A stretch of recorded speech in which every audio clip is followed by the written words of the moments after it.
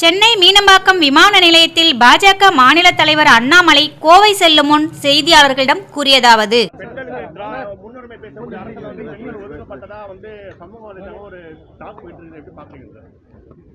ஆனால் இப்போ தான் பார்த்தேன், தமிழக அரசு வந்து 1 கோடி ரூபாய் அறிவித்திருப்பதாக செய்திகள் வருது. ஒருவேளை இது உண்மையாக இருந்தால் மீடியா நண்பர்களுக்கு அந்த பாராட்டம் தெரிவிக்கிற அந்த நேரத்தில் ஒரு அற்புதமான கேரன் சாம்பியனுக்கும் அதே முன்னுரிமை கொடுக்கணும், அதே மரியாதை கொடுக்கணும். சகோதரர் குகேஷ் அவருடைய சாதனை வந்து ஒரு அளப்பரிய சாதனை, பெரிய இன்ஸ்பிரேஷன். ஆனால் எல்லா சாதனையாளர்களும் ஊக்குவிக்கும் பொழுது மட்டும்தான் தமிழகம் உண்மையாலுமே ஒரு ஸ்போர்ட்ஸ் ஸ்டேட்டாக மாறும். அதனால் இப்போ தான் பார்த்தேன், இப்போ தான் ஜஸ்ட் உங்களுக்கு தகவல் வந்துச்சான்னு தெரியல. அது நடந்திருந்தால் தமிழக அரசு கொடுக்கணும், நடந்திருந்தால் பத்திரிகை நண்பர்களுக்கு என்னுடைய பாராட்டை தெரிவிச்சுக்கிறேன். காரணம் நீங்கள் தான் அதை வந்து அரசனுடைய காதுக்கு போகும் அளவுக்கு திரும்ப திரும்ப பேசிக்கிட்டே இருந்தீங்க. அது மட்டும் இல்லை, அடுத்து நம்முடைய அன்பு சகோதரர் அஸ்வின் அவர்கள் ரிட்டையர்மெண்ட் அறிவிச்சிருக்கிறாங்க. 500க்கும் மேற்பட்ட டெஸ்ட் விக்கெட் வீழ்த்தி இருக்கிறாங்க. ஒரு தன்னிகரெல்லாம் ஒரு சாம்பியன் அஸ்வின் அவர்களுக்கும் இதே போல் தமிழக அரசு ஒரு நல்ல ஒரு சென்டிங் ஆஃப் செரிமனி, அதாவது கிரிக்கெட்லேருந்து வெளியே போகிறாங்க, அவருக்கும் இதே போல் தமிழக அரசு ஒரு பெரிய விழாவை எடுத்து நடத்தி காட்ட வேண்டும். ஏன்னா அஸ்வின் அவர்களை பொறுத்தவரை கிரிக்கெட்டுங்கிறது எஸ்டாப்ளிஷ் ஸ்போர்ட்டாக இருந்தால் கூட ஒரு தனிப்பெரும் சாதனை, ஆஃப் ஸ்பின்னராக ஒரு பெரிய சாதனையை பண்ணியிருக்கிறாங்க. ஒருவேளை நமக்கு சோகமாக இருக்குது, இன்றைக்கி மிடில் ஆஃப் த சீசன் மூணாவது டெஸ்ட் மேட்ச், 2 டெஸ்ட் மேட்ச் இருக்குது, எனக்கு அனௌன்ஸ் பண்ணியிருக்கிறது நமக்கு வந்து கொஞ்சம் வருத்தமாக இருந்தாலும் கூட அவரையும் கௌரவப்படுத்த வேண்டும், பெரிய அளவில் கௌரவப்படுத்த வேண்டும் என்பது என்னுடைய கோரிக்கை. மாநிலங்களவையில் மத்திய அமைச்சர் அமித்ஷா அம்பேத்கரை குறித்து தவறாக பேசிட்டாருன்னு முதலமைச்சர் ஒரு ட்வீட் போட்டிருக்காரு. அதே போல எதிர்க்கட்சி நாடாளுமன்ற உறுப்பினர்கள் அமளியில் ஈடுபட்டு வரதாகவும் தெரிவித்திருக்கிறார்கள். உங்களுடைய கருத்து என்ன சார் இதுக்கு? உள்துறை அமைச்சர் அமித்ஷாஜி அவர்கள் தவறாலாம் எதுவும் பேசலீங்கண்ணா. இவர் சொன்னது என்ன, நீங்கள் அம்பேத்கருடைய பெயரை சும்மா தவறாக அரசியல் லாபத்துக்காக பயன்படுத்துகிறீங்க, நீங்கள் உண்மையாலுமே அம்பேத்கர்வாதிகளாக இருக்கிறீங்களா, நீங்கள் சுய பரிசோதனை பண்ணிக்கிங்க அப்படிங்கிறது அவரோட உரிய பாணியில் பேசினார். அதில் 1-2 வார்த்தை எடுத்துக்கொண்டு நம்முடைய எதிர்க்கட்சி நண்பர்கள் அதை வந்து தேவையில்லாத ஒரு விவாத பொருளாக்கிட்டு இருக்கிறாங்க. இப்போ என்னை கேட்டிங்கன்னா ஒரே ஒரு விஷயம் தான் சொல்லுவேன். எனக்கு வந்து முருகபெருமான் எப்படி நான் கடவுளாக பார்க்கின்றோம், அம்பேத்கரையும் நான் கடவுளாக தான் பார்க்குறேன். அது நீங்கள் வந்து அம்பேத்கர் ஐயாவை அவருடைய கொள்கையை ஏற்றுக்கிட்டு நீங்கள் அரசியல் பண்ணுறீங்களா அப்படின்னு கேட்டிங்கன்னா நான் பண்ணுறேன். அதை அம்பேத்கர் அவருடைய பெயரை உச்சரிக்கக்கூடிய எல்லா கட்சிகளும் பண்ணுறாங்களாங்கிற கேள்வி நான் வைக்கிறேன். அதை தான் அம்பேத்கர் அவங்க வச்சாங்க. இட் இஸ் அ நான் இஷ்யூ. அமித்ஷாஜி அவர்கள் கேட்ட கேள்விக்கு உங்கள் பதில் சொன்னேன். அம்பேத்கர் அவர்களை எப்படி காங்கிரஸ் கட்சி சிறுமைப்படுத்துச்சு, கேபினெட்லேருந்து ஏன் ரிசைன் பண்ணாங்க, முதல் தேர்தலில் சவுத் மும்பையில் எப்படி அம்பேத்கர் ஐயாவை தோக்கடிச்சாங்க, அவருக்கு பாரத் ரத்னா விருது எதற்காக தாமதமாக 1980 கொடுத்தீங்க, இதுக்கு எல்லாம் பதில் சொல்லணும். அது சொன்னீங்கன்னா நீங்கள் அம்பேத்கர் ஐயாவுக்கு கௌரவம் கொடுத்துருக்கீங்க, நான் ஏற்றுக்கிறேன். எதுவுமே செய்யாமல் இன்றைக்கி நீங்கள் வந்து அம்பேத்கர் ஐயாவை பற்றி அமித்ஷாஜியை பேசிட்டாங்கன்னு தவறான தகவலை பரப்புகிறாங்க. மக்களுக்கு தெரியும் உண்மையான அம்பேத்கர் ஐயாவுடைய அந்த பாதையில் நடக்கக்கூடிய ஒரே தலைவர் அன்றைக்கி அகில இந்திய அளவில் இருக்கிறாங்கன்னா பாரத பிரதமர் நரேந்திர மோடி அவர்கள். காரணம் கன்சிஸ்டண்ட்டாக அம்பேத்கர் ஐயா கொண்டு வந்திருக்கக்கூடிய அரசியலமைப்பு சட்டமாக இருக்கட்டும், சிந்தனையாக இருக்கட்டும், அதில் மக்கள் மன்றத்திலே வைத்து நம்முடைய அரசியல் நடந்து கொண்டிருக்கிறது. சார், அதே போல் இப்போ வந்து பார்த்தீங்கன்னா திமுகவை எதிர்க்கக்கூடிய அனைவரும் பாஜகவோட பி டீம்னு சொல்லக்கூடிய நிலையில் இப்போ தற்போது வேல்முருகன் வந்து சரியான முறையில் நிவாரணம் கொடுக்கணுன்ற பேசியிருக்காரு. ஸோ விரைவில் அவரையும் வந்து பிஜேபியோட பி டீம்னு சொல்கிறதுக்கு உண்டான வாய்ப்பு இருக்குது. சங்கின்னு சொல்கிறாங்களான்னு வாய்ப்பு இருக்கு. இன்னைக்கு திமுகவை எதிர்த்தால் அவர்களுக்கு கிடைக்கக்கூடிய பட்டம் வந்து சங்கி. நானும் திமுகவை எதிர்க்கிறேன், எல்லாரும் சங்கி. அதனால் இன்றைக்கி சங்கிக்கு வந்து அண்ணன் சீமான் அவர்கள் வந்து ஒரு டெஃபினேஷன் கொடுத்தாங்க, சங்கினா நண்பன்னு பொருள். நிறைய தலைவர்கள் பேசுகிறாங்க.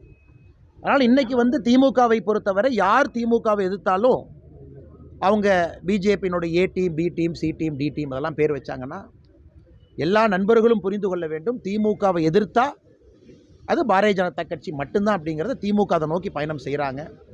அதனால் அண்ணன் வேல்முருகன் அவர்கள் சட்டப்பேரவையில் பேசுகிறது நியாயமான கோரிக்கை. நீர்வளத்துறை அமைச்சர்கிட்ட கேள்வி கேட்டாங்க, இந்த தொகுதிக்கு என்ன பண்ணீங்க, தொடர்ந்து கேள்வி கேட்குறாங்க. அதனால் கேள்வி கேட்பவரெல்லாம் பாரதிய ஜனதா கட்சி சார்பாகத்தான் கேள்வி கேட்குறாங்கன்னா, இன்றைக்கி நான் திராவிட முன்னேற்ற கழகத்துக்கு நான் கேட்குறேன், நீங்கள் 1917 காங்கிரஸை எதிர்த்து எல்லா பேக்வேர்டு கிளாஸஸ் எல்லாம் ஒன்றாக இணைந்து ஒரு அமைப்பை ஏற்படுத்தினீங்க. அப்புறம் குடியரசு கட்சிங்கிற பேர் கொண்டு வந்தீங்க. அது 1949 திராவிட முன்னேற்ற கழகத்தை கொண்டு வந்தீங்க. இதெல்லாம் நடந்துச்சு. நீங்கள் காங்கிரஸினுடைய ஆதிக்கத்தையும் அன்னைக்கு நீங்கள் ஒரு சமூகம் எல்லா சமூகத்தை வந்து அடக்கி ஒடுக்குறாங்க, எங்களுக்கு வாய்ப்பில்லைன்னு நீங்கள் பேசுனீங்களே, இன்றைக்கி அதே காங்கிரஸாக அன்னைக்கு ஈஸ்ட் இந்தியா கம்பெனி நடந்துக்கிட்டது தான் இன்றைக்கி டிஎம்கே பண்ணுறாங்க. அதே தான் நீங்கள் பண்ணுறீங்க. யார் எதிர்த்து கேள்வி கேட்டாலும் முத்திரைக்கு உத்தரை. அதனால் 2026 தேர்தலில் அவங்க காணாமல் மட்டும் போகிறது இல்லைங்கன்னா, இந்த அராஜகம், அட்டூழியம், மிரட்டுவது, பண்பாடு இல்லாமல் பேசுவது, ஏதாச்சும் கேட்டிங்கன்னா நான் சினிமா செய்தியை பார்க்குறதில்ல, நான் இதை பார்க்குறதில்ல, அதை பார்க்குறதில்ல, ஆணவத்தினுடைய உச்சம்.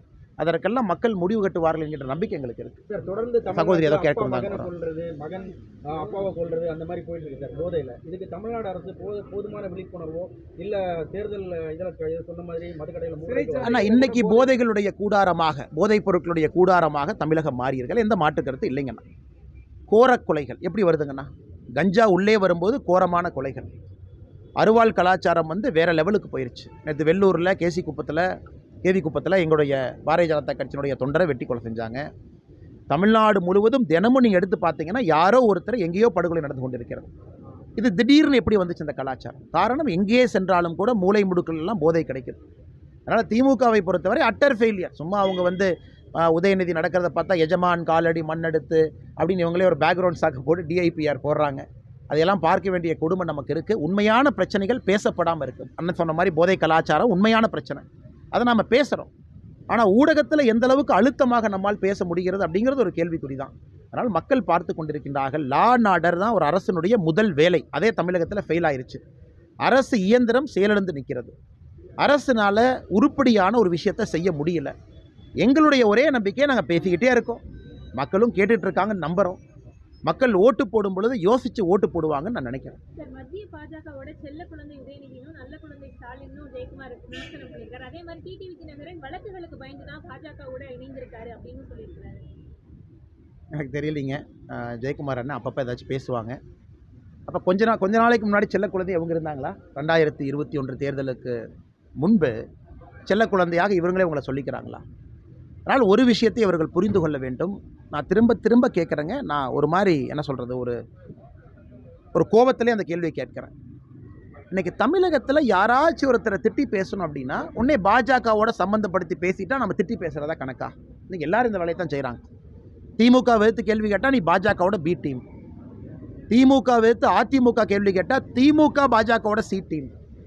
இப்படியே சுற்றி வந்தால் எல்லா டீம்லேயும் நாங்கள் தான் இருப்ப மாட்டிருக்கு. இதே மாதிரி நிலைமை போச்சுனாங்கன்னா நாங்கள் பவுலிங் போடுறது நாங்கள் தான், பேட்டிங்கு நாங்கள் தான். அதை நோக்கி தான் அது போகுது. அதனால் இன்றைக்கி பாரதிய ஜனதா கட்சி எல்லா பக்கம் பரவி இருப்பதாகத்தான் நான் பார்க்குறது. பி டீம், சி டீம், செல்ல குழந்தை என்ன வேணாலும் சொல்லட்டுங்க சிஸ்டர். இது மிக முக்கியமாக நான் பார்ப்பது, யாராவது உங்களை கேள்வி எதிர்த்து கேட்டால் பாரதிய ஜனதா கட்சியோடு இணைத்து பேசிட்டால் நம்ம தப்பிச்சுக்கலாம்னு நினைக்கிறாங்க. காலம் மாறிவிட்டது, சூழ்நிலை மாறி இருக்கிறது. பொறுத்திருந்து பார்ப்போம். மக்களும் மாற்றி வாக்களிப்பாங்க. பார்த்தீங்கன்னா KN நேரு அமைதியாயிட்டாரு. ஆனால் அவரோட முக்கியமாக பார்த்தீங்கன்னா கட்ட பஞ்சாயத்து அதிகமாக பண்ணுறாங்க. எப்போ 7 மணி குற்றச்சாட்டு தெரியலீங்கண்ணா. இந்த கட்ட பஞ்சாயத்து எல்லாமே உங்களுக்கு தெரியும், 10 ஆண்டு காலமாக எப்படி தமிழகத்தில் இருக்குன்னு. அதனால் ஒரு தலைவர் சொல்கிற கருத்தை நான் சொல்ல வரலீங்கன்னா, எல்லா இடத்துலையும் கட்ட பஞ்சாயத்து இருக்குது. நான் புண்ணியவன் அப்படின்னு யாரும் சொல்கிறக்கு இல்லை. ஆட்சியில் இருந்தவர்கள் யாருமே நாங்கள் ரொம்ப புண்ணியவங்க, அவங்க சரியில்லைன்னு சொல்வதற்கு யாருக்கும் அதிகாரம் இல்லை. அதனுடைய நிலைப்பாடு 10-20 ஆண்டுகளாக தமிழகத்தில் கட்ட பஞ்சாயத்து கலாச்சாரம் தலை தூக்கி இருக்கிறது. ஆளுமைகள் கிடையாது. அதனுடைய வெளிப்பாடு 2024 பார்க்க ஆரம்பிக்கிறோம். வெளிப்படையாக தெரியுது. தமிழ்நாடு ஒரு டிக்ளைனிங் ஸ்டேட். எக்கனாமிக் பவர் கீழே வர ஆரம்பிச்சிருச்சு. மற்ற மாநிலங்களுடைய வளர்ச்சி அதிகமாக இருக்குது. அதனால் அடுப்பு கறியை பார்த்து அண்டாக்கறி சொல்லிச்சாமா நீ கருப்புன்னு, அது மாதிரி தான் அவங்க பேசுகிறதெல்லாம் திராவிட கட்சிகள் பேசுவது மாறி பார்த்தீங்கன்னா அப்படி தான் இருக்குது.